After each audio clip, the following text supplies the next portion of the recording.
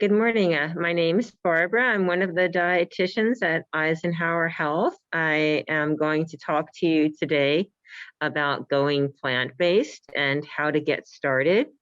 Just to get started, I first want to just discuss what it means to be plant-based. So you've probably heard like the word vegan before, which can be, obviously is plant-based, but plant-based doesn't necessarily mean that you're completely vegan.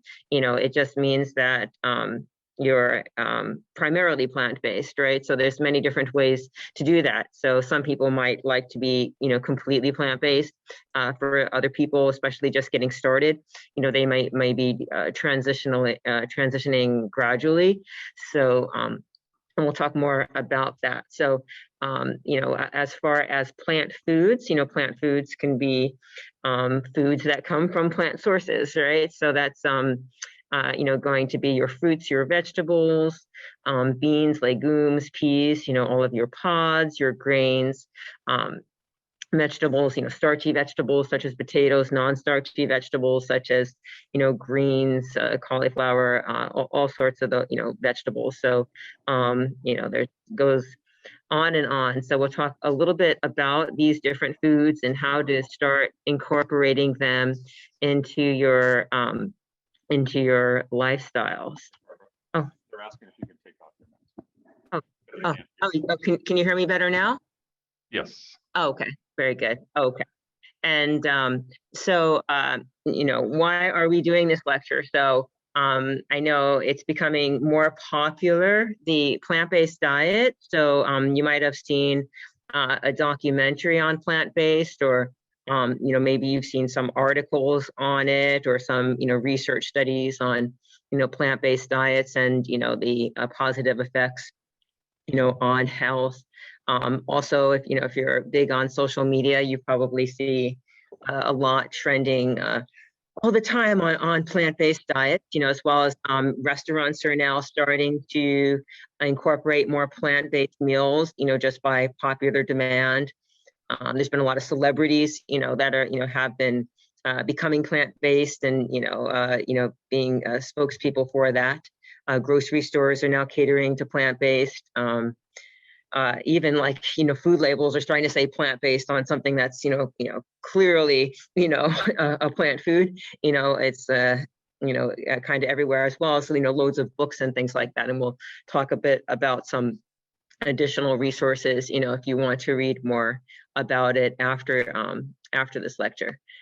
So why are you interested in plant-based, right? So a lot of people are interested in plant-based diets, but not everybody, may have the same reason, or maybe it's, multiple reasons, right? So for some people, it might be, concern, for animals, humane reasons. For other people, maybe, you were diagnosed with a medical condition, or you have family history of a medical condition, and you're just trying to do everything you can to try and, prevent,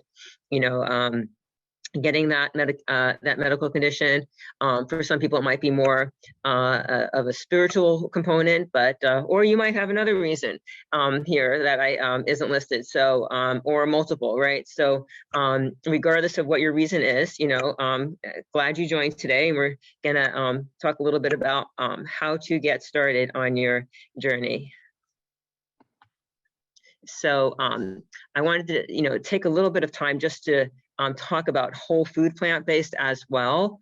You might see that, especially if you're on social media, you might see it like WFPB, are the letters you might see, like, or hashtag WFPB, and you might think, what on earth is that? So, that means whole food plant-based. And how is that different from just straight vegan or not necessarily whole food? So just to give you like an example that will depict for you the difference. Something like an apple, or let's say brown rice in its natural state, those would be whole foods and plant-based, right? But something, and maybe even a dish that maybe has a sprinkle of cheese on it, right? But is primarily, let's say, well, not, she's probably not the best example, but still like, you know, something, maybe an egg or something, you know, holding it together or something, but it's still more just vegetables and let's say whole grains and whole beans. One might consider that to be a plant-based, you know, food because it's mostly your plant foods, and it might maybe has a little bit of an egg in it, which is a whole food as a binder, but that wouldn't be considered a vegan food, right? Because there's still egg in it. Whereas something that is not necessarily even whole food, something that could be like a soy burger that's isolated soy protein with you know, rice starch and or rice protein and a lot of extracts and isolates and things like that. You know, these wouldn't be considered whole foods. You know, even your canola oil and things like this, you know, these would be, let's say, extracts of foods or isolates, like the isolated soy protein. That would not be considered a whole food, but that might meet the, you know, criteria for what a vegan, you know, food is. So, you know, you know, that's a little different. So we're gonna, you know, talk a little bit about all of that more on some of the slides coming up. So, you know, as I was just saying, so, you know, a whole food would be more, you know, like your, you know, brown rice, your beans, legumes, peas, you know, all your fruits and vegetables sort of thing. You know, once you start separating the fiber from the rest of the food or isolating, you know, certain parts of the food, then you become not a whole food per se. So that's just a little bit of the difference there. So, you know, your fruit juice is not a whole food anymore, like orange juice isn't a whole food, or an orange is sort of thing. The isolated soy protein is not a whole food, but soybeans are a whole food. So I would ask for questions, but if you want to put them in the chat, I can always address them at the end. And again, you know, a vegan, also the word vegan can, you know, reflect not just food. It has other components to it, especially, you know, people that are vegan for, you know, humane reasons, you know, that might carry over to other areas, you know, such as, you know, clothing and the, you know, ethical treatment of animals. Oops. I am trying to go back. Oh, there we go. Okay. Okay. So, yeah. So, you know, if you're vegan, you know, some people, you know, might be, you know, concerned about leather and, you know, things like that. So we're just focusing on the food components today. So if you're just transitioning, you know, to a plant-based diet, you know, you might be concerned that you're not ready to be completely vegan, or that this is going to make you have to throw away everything, you know, in your house right now, or it's just not going to be practical for traveling or that sort of thing. So you want to, you know, look at where you are and, you know, come up with some simple steps, you know, gradual steps to get to your goal, you know, and I put the acronym here for, you know, SMART goals, you know, as you can see: specific, measurable, attainable, relevant, time-bound. This is smarter, so it also has exciting, you know, with a reward, you know, but, you know, same concept, right? Just you want to start, you know, with small goals that are realistic, you know, that you're definitely going to be able to be successful with. So again, like, you know, what is right for you may not be, you know, right for somebody else, you know, so everybody's going to be in a different place, right? And, you know, you just really want to make sure, you know, when you're getting started that, you know, you are honest with yourself, that you have an honest conversation and, you know, determine what's realistic. And even if your ultimate goal is to be more plant-based than you think you're capable of right now, you know, making sure that you're just, you know, the changes that you're making are realistic so you can be successful. Otherwise, you might just set yourself up for failure, which, you know, might cause you to get disappointed and then stop altogether. So which is obviously not going to help you reach your ultimate goal. So again, like just looking at the things that you might be taking into consideration, you know, as far as everybody being different, you know, it's not one size fits all. and that's what the word, the words plant-based, sort of, reflect, right? That it's, the degree to which you're, needing to be plant-based, wanting to be plant-based is, everybody's going to have their different ideas, right? Some of it's going to be, they're based on, physical, concerns, beliefs, lifestyle, all of these types of things. So just to talk a little bit about the food, right? So phytochemicals are nutrients, found in plants. The word phyto means plant. When you start adding more plant foods into your diet, you're going to get loads of nutrients, right? Phytochemicals, plant nutrients. These include antioxidants, and antioxidants, help reduce your risk of cancer, sort of thing. And that would be really high in like your fruits and vegetables.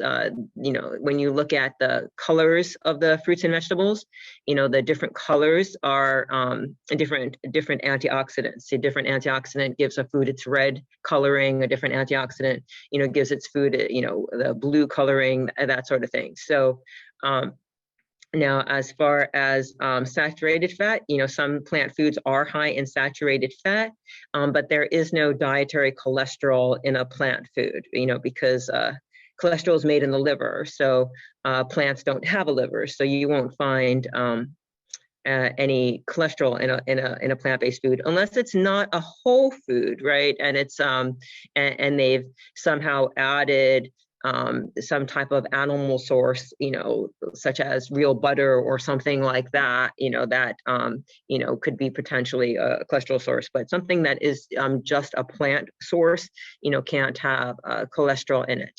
So also, in its natural state, plant foods would not be a source of trans fat. You would have to, do something like hydrogenating a plant oil to make a trans fat. So trans fats are not what you want in your diet, right? So when you're leaning into more of the whole plant foods, you would not have to worry about, getting any trans fat in your diet.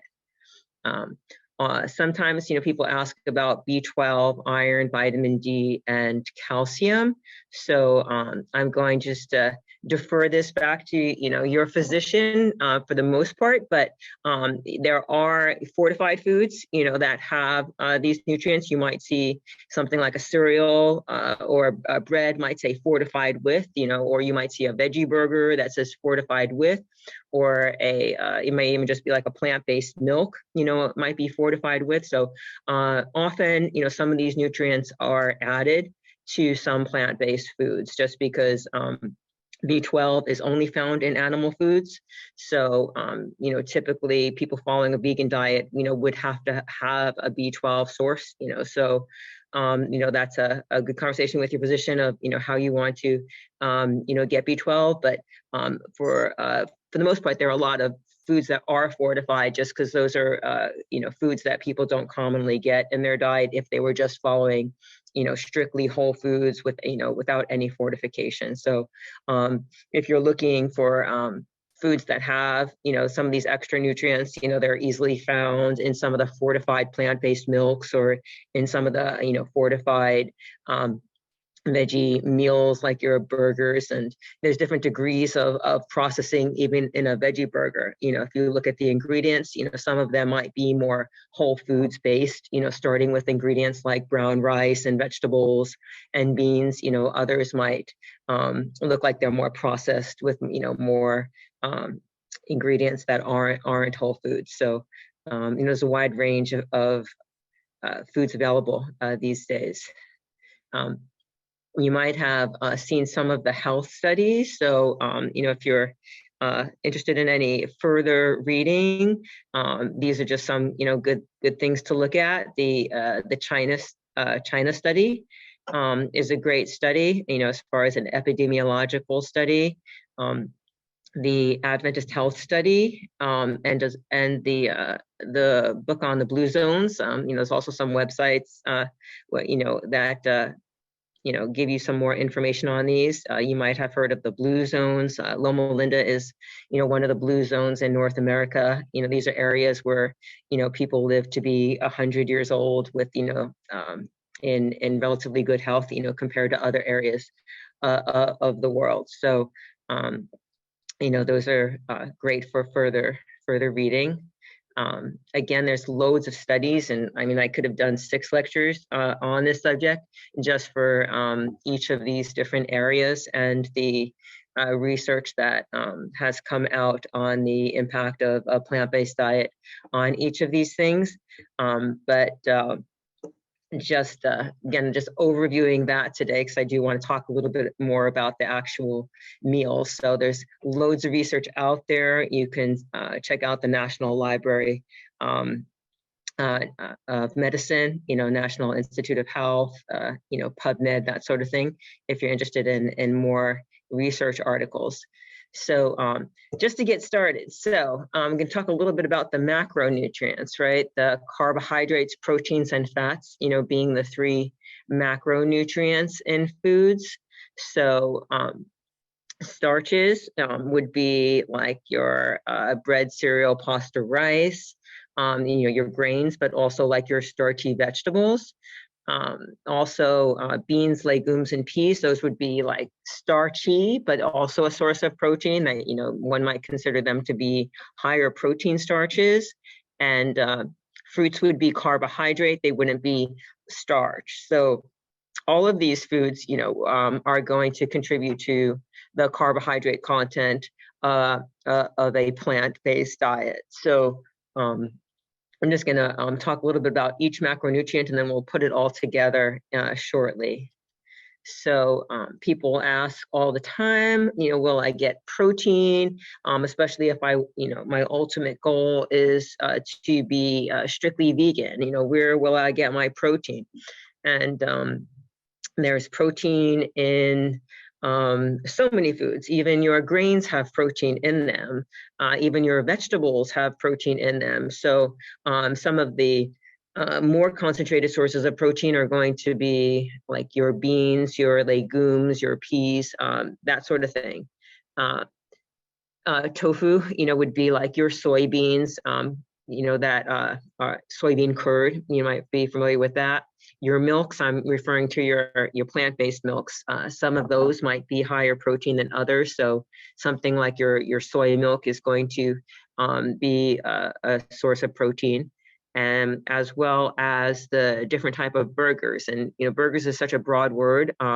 If depending on the type of burger, that's going to determine how much protein might be in it. So something like a black bean burger, is probably going to be a significant source of protein. It's probably going to have black beans in it and brown rice and that sort of thing. Not to mention, you can always, get creative and make your own burgers with any kind of, beans or grains and or potatoes or veggies that you have. There are a lot of great recipes for all these sort of things. Okay. As far as fats, the fats are still an important part of the diet. So looking at your whole foods, your whole food sources of fats in a plant-based diet are going to be some of the higher fat plant foods, such as your nuts, like your almonds, your walnuts, that sort of thing. Your seeds, your sunflower seeds, pumpkin seeds, and avocados. These would be some of the more popular high fat content plant-based foods. Oils would be a source of fat. It wouldn't be considered a whole food. So all of these, would contribute fat to the diet. So depending, what your goals are, some people, may need to watch their fat intake more than others, so, these would be some of the foods that, might come into play, if you're trying to follow a fat restricted diet. So that being said, there's still a lot of nutrients. Your body does need fat. and especially I get asked the question a lot, what are good sources of omega-3 fatty acids? And obviously, something like your walnuts, your flax seeds, your, these sort of things, can be, good additions to the diet for omega-3 fatty acids. So used in moderation, just because fat tends to be pretty concentrated. Okay, dining out. What do I eat when I dine out? So as far as eating out, fruits, vegetables, tend to be found all over the place. So fruits and vegetables, as close to the natural state as possible, are just fruits and vegetables. You can be specific, when you request how you want these prepared, to, say that you don't want them, cooked in any kind of animal product or any animal product added to it, if that's, depending on how strict you are wanting to be or need to be. So as far as oil, same thing. If you're really wanting to not have added oil, you can have this conversation either before you go to the restaurant or when you get to the restaurant, and ask for things to not be made with a lot of oil or with any oil, depending on, what that restaurant is able to do. But these days, as far as plant-based, many restaurants have, even just clearly labeled, plant-based on the menu. They may even have like a whole section, called plant-based on the menu. So that's becoming extremely popular. So, and, before you even decide what restaurant you want to go to, you can, check that out. Most restaurants have their details online, between the menu and the nutritional information. There's so much that you can, just kind of surf on the internet before you decide even where you want to go of what a restaurant looks like it caters to your needs. So some other tricks, are you might not want to order the entree. Some restaurants that may look like they cater only to, heavy animal based meals. You might just, see some options on some of the side dishes and get creative and see if they're able to be as creative and maybe make a plate for you, right? So if you see that they're serving salmon with red potatoes and asparagus, if you might be able to, ask them if they could make a plate for you, with red potatoes and asparagus and that sort of thing. And if you see there's a salad that has garbanzos and chicken in it, you might just ask them, can I have that salad with just the garbanzos and not the chicken? So, just, exploring the different options and, not being afraid to ask. Cost, this is another question. Some people, there's, so many different ways to become plant-based. Some people are, look at some of these meal companies that deliver to the house, and that's one way to go. You can buy all your food already prepared or individually wrapped and packaged. And that's definitely not going to be necessarily the least expensive way, though, maybe it is, maybe it is not that much depending, because now there's so many companies doing these sort of things, there might be competitive prices, but ways that definitely you might get more, for your dollar, would be, doing some of the preparation or some of the repackaging yourself. So usually, when the more individually wrapped you buy things, usually there's a cost associated with that. So if you want things portion sized, sometimes buying, the bigger amount and then dividing it yourself is one way to cut the cost of that. Buying things more in bulk as well, it sometimes just works that way, right? You buy the bigger bag, per unit, the cost goes down, versus when you buy, smaller and smaller. That being said, it may or may not be convenient. So, or it might just be a hindrance, right? If you had to cook all your brown rice from scratch, you might not eat any. So, just finding that balance, or maybe to get started, you do it one way, and then as you explore some other ways to maybe do some of the prep work, once a week. For fruits and vegetables, there are a lot of nutrients in frozen foods, so that's another possibility as well. Something like berries, can, be very expensive, to buy fresh, especially even organic, and, versus frozen. You might, in a frozen form, even be able to get a large bag of organic berries for much less than even fresh non-organic. So, just, weighing the options for all those types of things.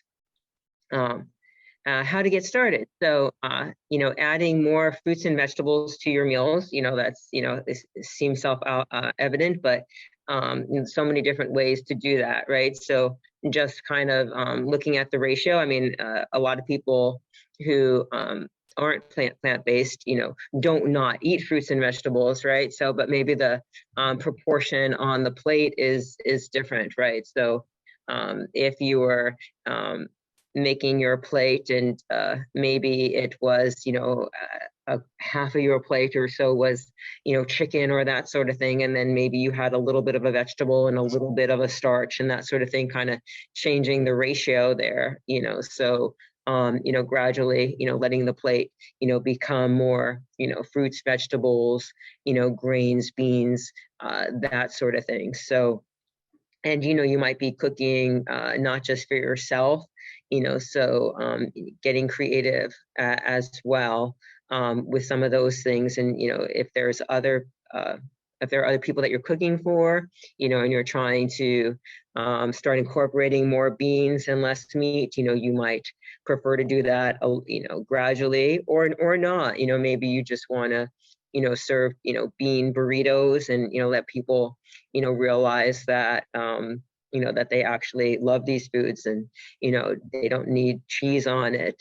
But then maybe if you're, cooking for other people, that maybe want to add a little bit of something else, having those available on the side, so not that there aren't, plant-based cheeses and things like that. So, but again, those typically would not be a whole food. So, just again, that goes back to your own goals, establishing exactly what you're trying to accomplish. So, focusing on foods you enjoy eating, that's sounds like something silly, but that's definitely probably one of the most important parts of it, right? So, if you like burritos, then you don't necessarily need to never eat burritos again. If your favorite dish is chicken enchiladas, just trying to keep as much of that meal, but transition out the chicken, right? What can you put instead? You can keep the rice, you can keep,